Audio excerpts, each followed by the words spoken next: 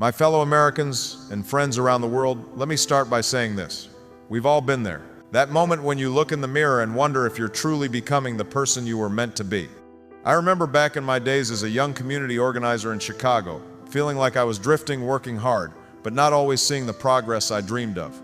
It was like floating through life, as the book Atomic Habits by James Clear so wisely puts it. But folks, this book isn't just a guide, it's a roadmap to real change.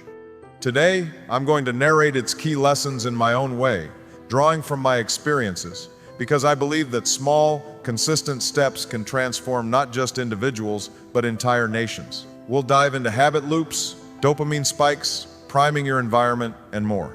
And stick with me to the end. I'll share how I've applied these principles in my life, from the White House to my post-presidency days, and how you can too.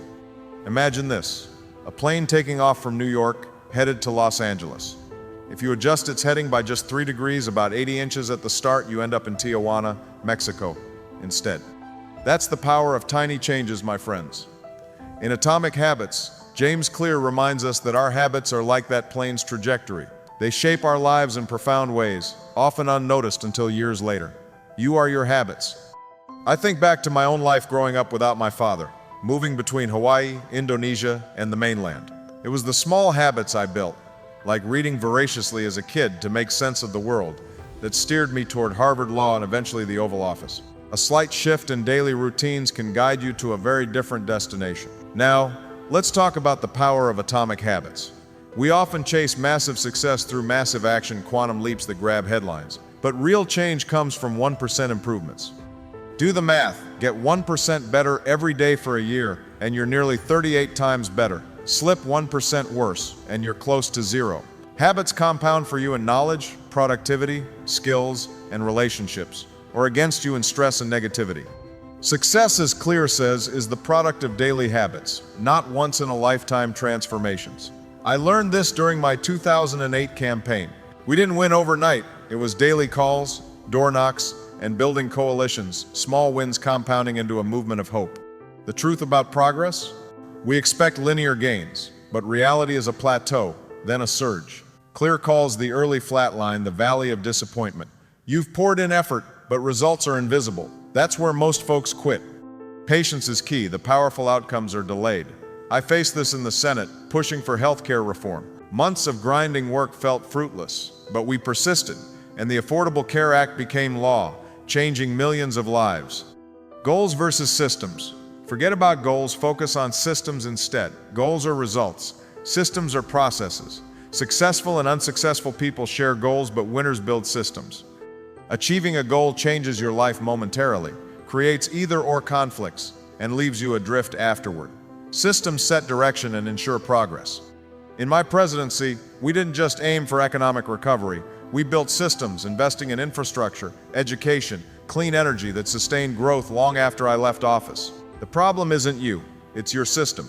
Atomic habits are tiny routines that build remarkable results, like atoms forming molecules. Behavior change has 3 layers. Outcomes, what you get, processes, what you do, and identity, what you believe. Focus on identity, who you want to become. Not learn an instrument, but become a musician. Not run a marathon, but become a runner. When habits become your identity, they stick.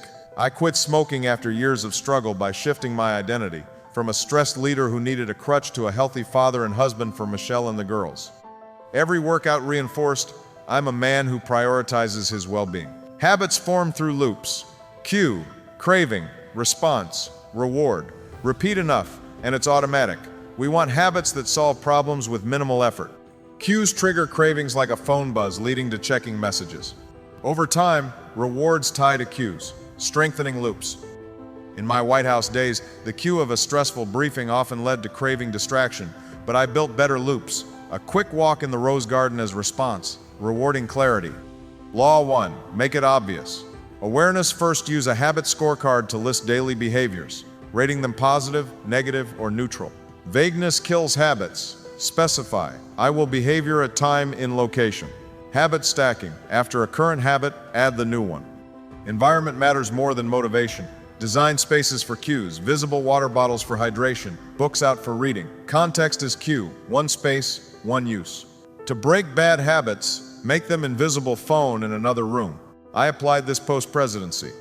My home office is for writing, no distractions, echoing my Chicago organizing days where focused environments built community power.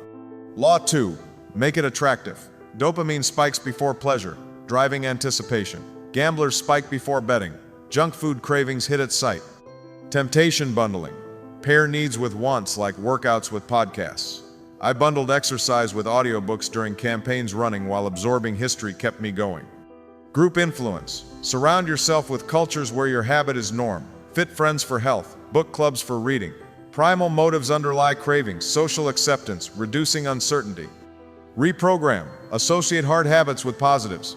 Fitness isn't fatigue, it's vitality. I reframe presidency pressures as opportunities to serve, not burdens.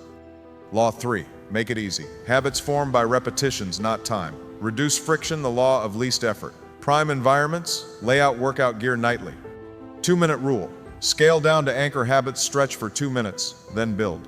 For bad habits, add friction, unplug TV, hide credit cards. In my fitness routine, I started small. 2-minute walks after quitting smoking, compounding to daily runs that sustained me through 2 terms. Law 4. Make it satisfying. Immediate rewards repeat behaviors. Punishments avoid them. Good habits often delay gratification, so add instant pleasure. Track progress visually. Habit trackers, like crossing calendar days. Recover fast, never miss twice.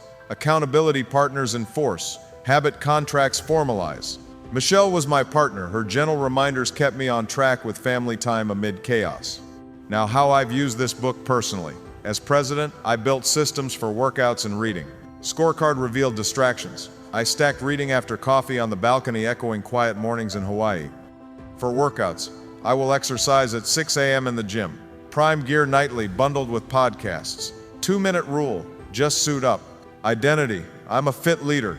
Track change, shared progress with staff. For social media overconsumption, a modern vice, I made it unattractive. Producing beats consuming.